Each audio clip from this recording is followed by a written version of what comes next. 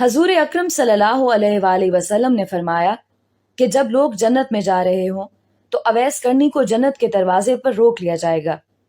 حضرت اویس کرنی کون ہے؟ اویس نام ہے، عامر کے بیٹے ہیں، مراد قبیلہ ہے، کرن ان کی شاخ ہے اور یمن ان کی رہائش گاہ تھی۔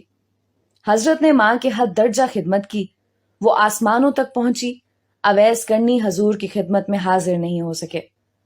جبرائیل آسمان سے پہنچے اور ان کی بات کو حضور صلی اللہ علیہ وآلہ وسلم نے بیان کیا۔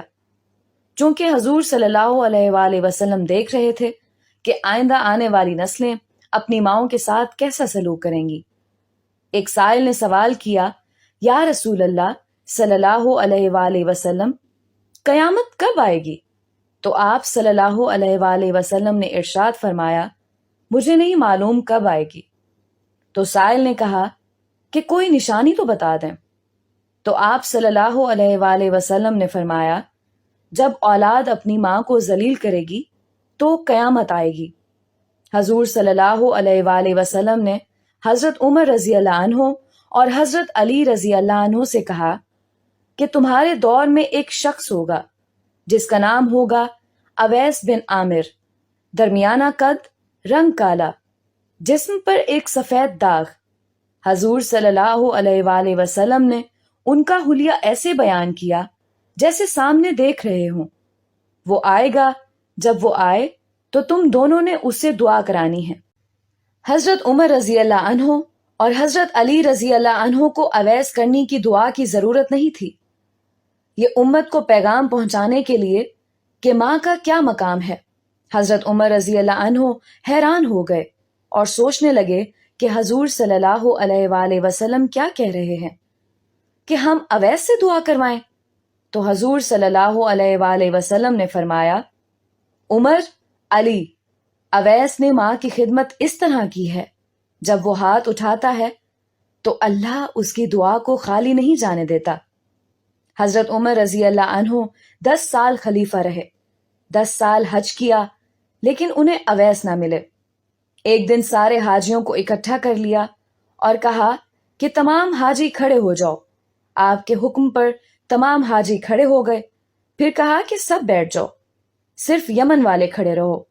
تو سب بیٹھ گئے اور یمن والے کھڑے رہے۔ پھر کہا کہ یمن والے سارے بیٹھ جاؤ، صرف مراد قبیلہ کھڑا رہے۔ پھر کہا مراد والے سب بیٹھ جاؤ، صرف کرن والے کھڑے رہو۔ تو مراد قبیلے والے بیٹھ گئے، صرف ایک آدمی بچا، اور حضرت عمر نے کہا کہ تم کرنی ہو؟ تو اس شخص نے کہا کہ ہاں میں کرنی ہوں۔ تو حضرت عمر نے کہا کہ اویس کو جانتے ہو؟ تو اس شخص نے کہا کہ ہاں جانتا ہوں، میرے بھائی کا بیٹا ہے، میرا سگا بھتیجا ہے، اس کا دماغ ٹھیک نہیں ہے، آپ کیوں پوچھ رہے ہیں؟ تو حضرت عمر رضی اللہ عنہ نے کہا کہ مجھے تو تیرا دماغ صحیح نہیں لگ رہا۔ آپ نے پوچھا کدھر ہے؟ تو اس نے کہا کہ آیا ہوا ہے۔ پوچھا کہاں گیا؟ تو اس نے کہا کہ وہ عرفات گیا ہے اونٹ چرانے۔ آپ نے حضرت علی رضی اللہ عنہ کو ساتھ لیا اور عرفات کی دوڑ لگا دی۔ جب وہاں پہنچے تو دیکھا کہ اویس کرنی درخت کے نیچے نماز پڑھ رہے ہیں اور اونٹ چاروں طرف چر رہے ہیں۔ یہ آ کر بیٹھ گئے اور اویس کرنی کی نماز ختم ہونے کا انتظار کرنے لگے۔ جب حضرت اویس نے محسوس کیا کہ 2 آدمی آ گئے تو انہوں نے نماز مختصر کر دی۔ سلام پھیرا تو حضرت عمر رضی اللہ عنہ نے پوچھا، کون ہو بھائی؟ تو کہا، جی میں مزدور ہوں۔ اسے خبر نہیں کہ یہ کون ہے۔ تو حضرت عمر رضی اللہ عنہ نے کہا کہ تیرا نام کیا ہے؟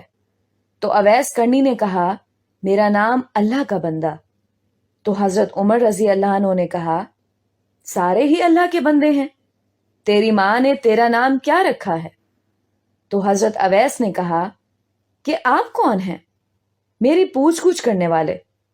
ان کا یہ کہنا تھا کہ حضرت علی رضی اللہ عنہ نے کہا، اویس یہ امیر المومنین عمر بن خطاب ہیں اور میں ہوں علی ابن ابی طالب۔ حضرت اویس کا یہ سننا تھا کہ وہ کانپنے لگے۔ کہا، جی میں معافی چاہتا ہوں، میں تو آپ کو پہچانتا ہی نہیں تھا، میں تو پہلی دفعہ آیا ہوں۔ تو حضرت عمر رضی اللہ عنہ نے کہا، کہ تو ہی اویس ہے؟ تو انہوں نے کہا کہ ہاں میں ہی اویس ہوں۔ حضرت عمر رضی اللہ عنہ نے کہا کہ ہاتھ اٹھا اور ہمارے لیے دعا کر۔ وہ رونے لگے اور کہا کہ میں دعا کروں؟ آپ لوگ سردار ہیں اور میں نوکر آپ کا، میں آپ لوگوں کے لیے دعا کروں؟ تو حضرت عمر رضی اللہ عنہ نے کہا کہ ہاں، اللہ کے نبی نے فرمایا تھا عمر اور علی جیسی ہستیوں کے لیے حضرت اویس کے ہاتھ اٹھوائے گئے۔ کس لیے؟ اس کے پیچھے جہاد نہیں، تبلیغ نہیں، تصوف نہیں، اس کے پیچھے ماں کی خدمت ہے۔ جب لوگ جنت میں جا رہے ہوں گے تو حضرت اویس کرنی بھی چلیں گے۔